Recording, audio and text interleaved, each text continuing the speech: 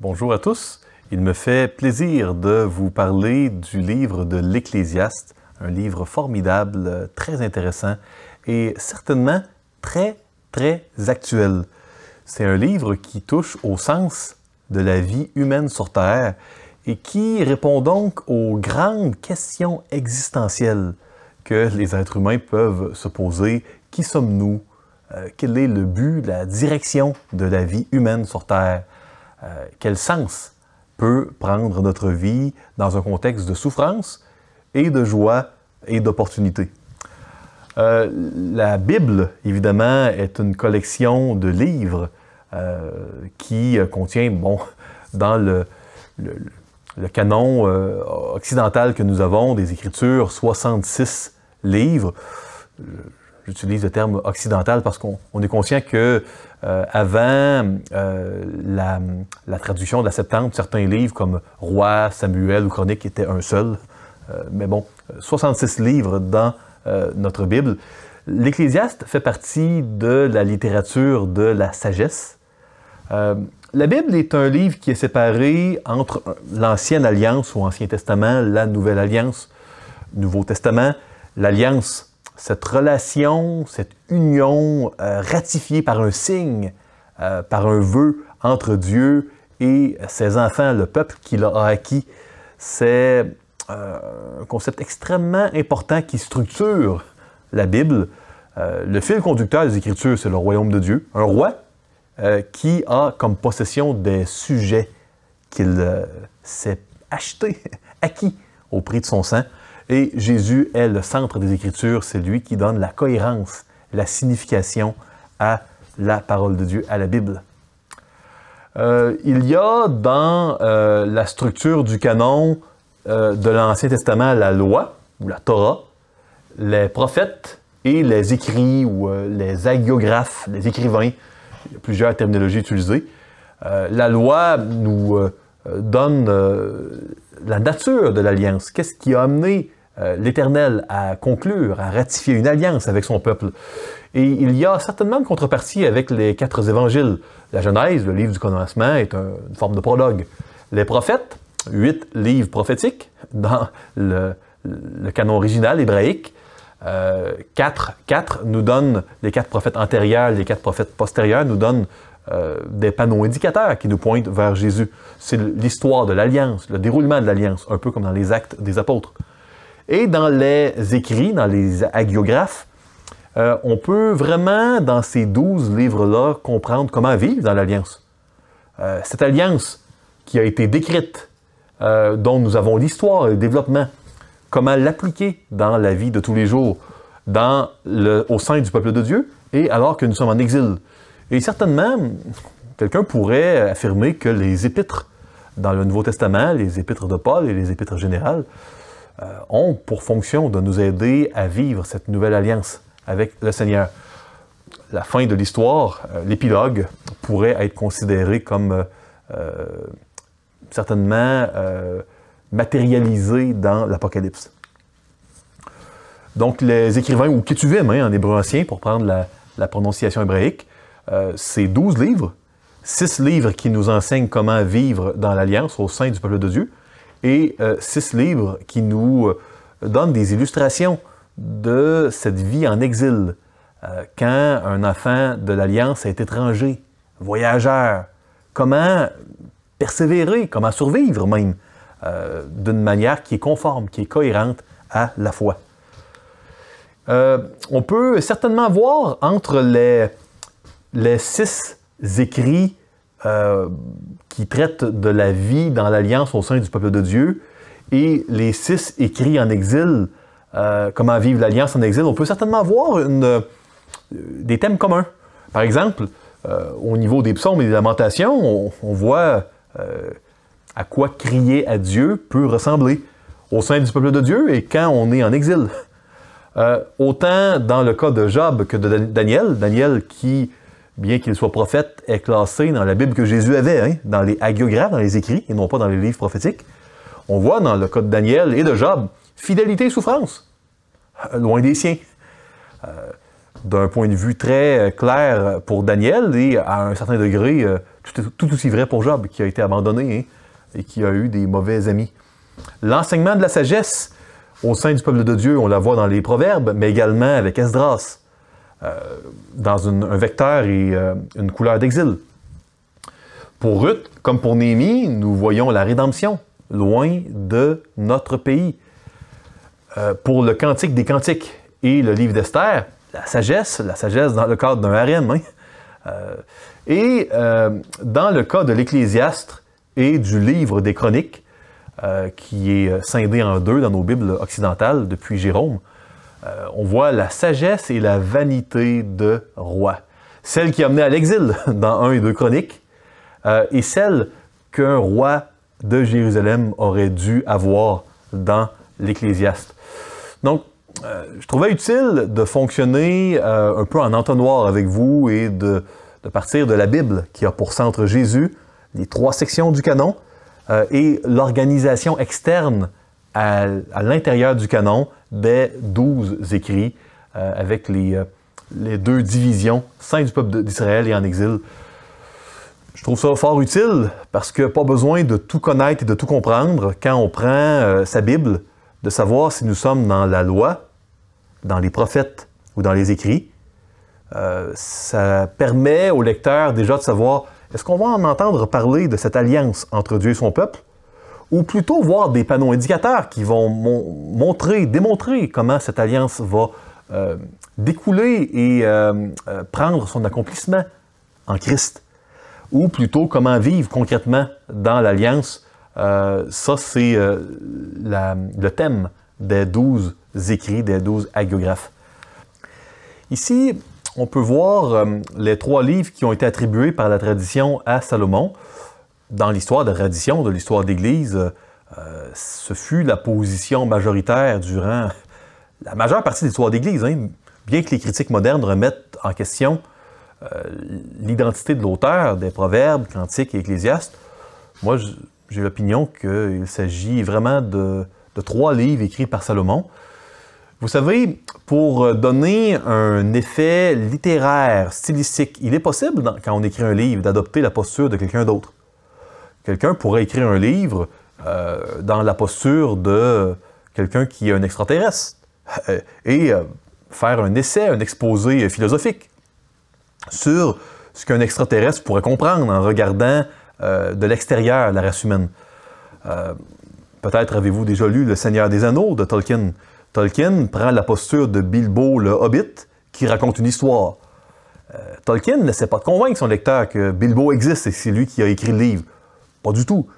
Il prend cette posture pour donner un effet littéraire, pour passer un message. Un message qui, selon Tolkien, peut être passé plus facilement par Bilbo, sa création, que par lui-même.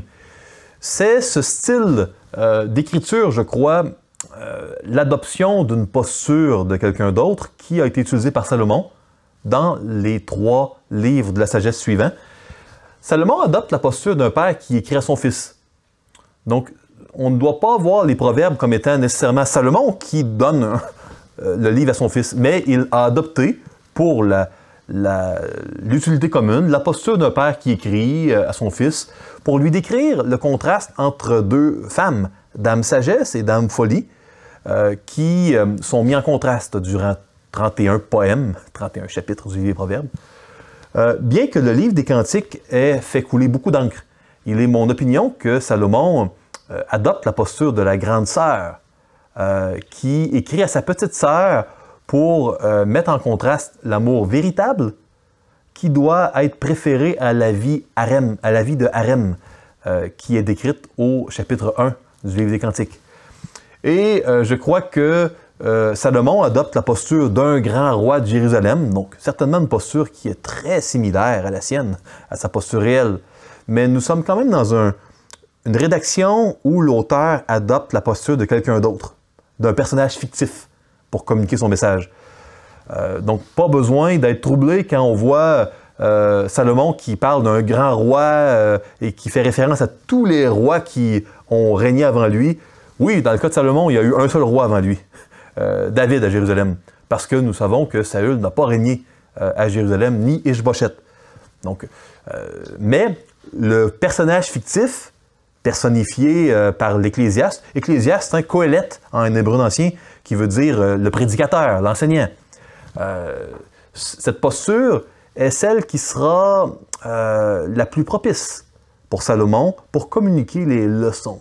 Les leçons tirées d'une vie où il y a eu beaucoup de sagesse, d'intelligence, d'argent, de grandes réalisations, mais d'une vie qui est vide, si ce n'est de l'alliance et de la présence avec Dieu. Il est possible que le livre des Proverbes, quand on observe et on considère son contenu, a été écrit au début du règne de Salomon. Le Cantique des Cantiques au milieu, et il est possible que l'écriture, la rédaction du livre de l'Ecclésiaste soit datée vers la fin de son règne. Un seul chapitre dans le livre des Rois, 1 Roi 11, traite de la vieillesse de Salomon, quand son amour pour ses femmes étrangères l'ont éloigné de Dieu. Il est possible qu'il y ait eu des réalisations à la fin de la vie de Salomon.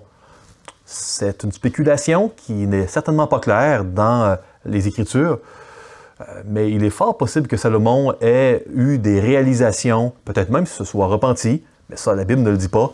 Et c'est dans le cadre de ces réalisations sur une vie avec beaucoup de gâchis et de la sagesse que nous pouvons comprendre et apprécier cette réflexion philosophique sur le sens de l'existence humaine qui est contenue dans le livre de l'Ecclésiaste. Donc, crains l'Éternel, marche dans ses voies, car la foi en Dieu est la seule chose qui compte à la fin de la vie sur terre. Ça, c'est le message principal de l'Ecclésiaste, du prédicateur. C'est intéressant de considérer ce message-là, parce que nous sommes à une époque, je crois, où, particulièrement dans le monde occidental, le sens de l'existence, croire en Dieu, mais pourquoi? Qu'est-ce que ça change? De quelle manière le Dieu de la Bible peut-il vraiment donner un sens à ma vie, une direction? Où était Salomon dans sa vie quand il a écrit l'Ecclésiaste? Probablement à la fin de sa vie, à un moment où, bien qu'il croyait en Dieu, sa foi était faible. Ça transparaît certainement dans sa réflexion sur le sens de la vie. Maintenant, je ne suis pas en train de dire que la réflexion du livre d'Ecclésiaste soit un contre-exemple qui doit être lu avec suspicion. Je crois que ce sont dans les détails biographiques du livre de l'Ecclésiaste que nous pouvons conclure qu'il y a eu beaucoup de casses, beaucoup de gâchis dans la vie de l'auteur, du personnage fictif dans lequel l'auteur s'incarne. Le livre d'Ecclésiaste, dans le canon hébraïque, vient immédiatement avant la lamentation de Jérémie. Donc, dans les lamentations, on voit le peuple de Dieu vivre de la souffrance, le jugement puis le vide profond, issu de leur abandon de Dieu. Donc, il y a vraiment un ordre logique, à mon avis, dans le canon hébraïque, et on peut vraiment en apprécier ici la teneur. Vanité des vanités, dit l'Ecclésiaste, vanité des vanités, tout est vanité. Certainement, ce verset bien connu représente bien le thème du livre. Le mot « avel » en hébreu ancien, traduit par vanité, pourrait être traduit par vapeur, fumée, vapeur des vapeurs. Et là, on parle d'une vapeur qui est infime, qu'on ne peut pas saisir, que l'on voit et qui, immédiatement après, a disparu. Ce mot « avel » est probablement la chose la plus près de zéro et du néant qu'il est possible d'exprimer en hébreu ancien. Tout est vanité, tout est néant, tout est vapeur, tout est futilité. C'est le thème du livre de l'Ecclésiaste. Un thème qui, certainement, sera plutôt déprimant à lire si on s'arrête au chapitre 6. Il y a 12 chapitres dans le livre d'Ecclésiaste. Dans les 6 premiers chapitres, il y a cette réflexion sur la futilité de la vie sur terre et de l'existence humaine sans Dieu. Et dans les chapitres 7 à 12, il y a la manière dont la présence de Dieu peut donner le sens à cette vie qui sera sinon tellement futile. 3 livres que j'aimerais vous recommander. Apprendre à être heureux par Jeremiah Burroughs. Certainement pas un livre sur l'Ecclésiaste, mais un livre qui traite de la même thématique. C'est un classique qui a très très bien vieilli, mais qui a plusieurs siècles. Exalting Jesus, in Ecclesiastes par Daniel Aiken et Ecclesiastes par Michael Eaton. 3 livres que j'aimerais vous recommander chaleureusement pour votre étude de l'Ecclésiaste. La Bible reconnaît la futilité de la vie chrétienne sans Dieu, ce que l'auteur de l'Ecclésiaste, que je crois être Salomon, exprime dans cette posture d'un grand roi de Jérusalem, qui aurait eu beaucoup d'expérience, qui aurait régné longtemps, beaucoup réfléchi. Cette thématique est décrite ailleurs dans la Bible et même dans le Nouveau Testament. La conversion chrétienne, suivre l'Éternel, lui appartenir. Est-ce que c'est un bon choix? Si Dieu existe, oui. Mais si Dieu n'existe pas, non. C'est donc une question de foi. Où mettrai-je ma foi? Les auteurs bibliques sont très clairs et très directs là-dessus. Hein? Si Dieu n'existe pas, cette vie en Christ est complètement inutile. Et même une vie qui n'est pas le choix le plus logique. Permettez-moi de vous lire 1 Corinthiens 15 ici. Si c'est dans cette vie seulement que nous espérons en Christ, nous sommes les plus malheureux de tous les hommes. Mais maintenant, Christ est ressuscité des morts. Il est les prémices de ceux qui sont morts. Voyez-vous, si on espère seulement en Christ pour cette vie, oui, on peut être malheureux, hein? On va être très malheureux, parce qu'il y a beaucoup de souffrances reliées à l'appel de Christ. Mais si vraiment ce que Dieu dit est vrai, alors là, le mot « aubaine » est évidemment un mot beaucoup trop faible pour décrire cette bénédiction indescriptible que l'appartenance à Christ procure. Être héritier de Dieu, co-héritier avec Christ. Savoir que toutes larmes seront enlevées de nos yeux. Savoir que notre Dieu nous réserve un royaume éternel dans sa présence où nous pourrons régner avec lui. Cette promesse rend toutes les... et la gloire à venir pour les enfants de Dieu rend toute tribulation présente très douloureuse, certainement, dans le moment présent, mais rend le comparatif certainement comme étant pas aucun poids commun. Hein? Il n'y a pas aucune comparaison, il n'y a pas de doute, aucune confusion, aucune hésitation à avoir quand on compare la gloire de Dieu qui est à venir et les tribulations présentes. Chaque jour, je suis exposé à la mort, je l'atteste, frère, par la gloire dont vous êtes pour moi le sujet, en Jésus-Christ notre Seigneur. Si c'est dans des vues humaines que j'ai combattu contre les bêtes à Éphèse, quel avantage m'en revient-il? Si les morts ne ressuscitent pas, mangeons et buvons, car demain nous mourrons. Ce verset bien connu, « Mangeons et buvons, car demain nous mourrons », exprime la futilité d'une vie qui serait pour Christ si Dieu n'existe pas. Et donc, je le répète à nouveau, Christ qui donne la cohérence à toute la Bible. S'il existe, c'est de vivre en recherchant un sens ailleurs qu'en Christ qui devient futile, qui n'a pas de sens. À l'aube de cette réflexion existentielle, au début, à la ligne de départ, donc la question, où mettrai-je ma foi? Est-ce que je vais mettre ma foi sur la présence de l'existence de Christ ou la non-existence de Christ? Et ça, c'est une décision que chaque personne doit prendre. Nous voyons l'identification claire de Salomon, je crois, dans l'Ecclésiaste 1.1. Elle est remise en question, mais pour moi, ça devient plutôt clair. Ecclésiaste 1.12 également identifie l'auteur comme un roi à Jérusalem. Il est difficile d'attribuer à quelqu'un d'autre que Salomon l'expérience de vie incroyable, les richesses extraordinaires que le Qohélet, et ça c'est le mot, la translittération là, de la traduction hébraïque de l'Ecclésiaste, rapporte avoir eu.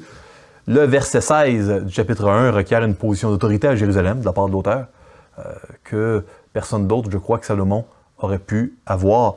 Les injustices sociales qui étaient présentes à la fin du règne de Salomon, également, je crois, peuvent expliquer le ton de l'Ecclésiaste, de ses commentaires. Vous savez, à la fin du chapitre 11, nous voyons le narrateur du Livre des Rois qui nous parle des ennemis de Salomon. les ennemis au nord et les ennemis au sud.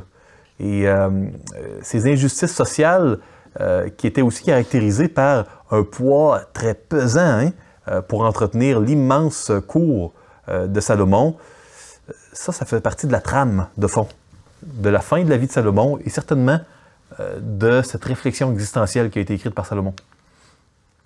L'allusion en Ecclésiaste 4.13 à un vieux roi fou et un roi qui est sorti de prison pour le remplacer semble résonner avec le contexte à la fin du règne de Salomon.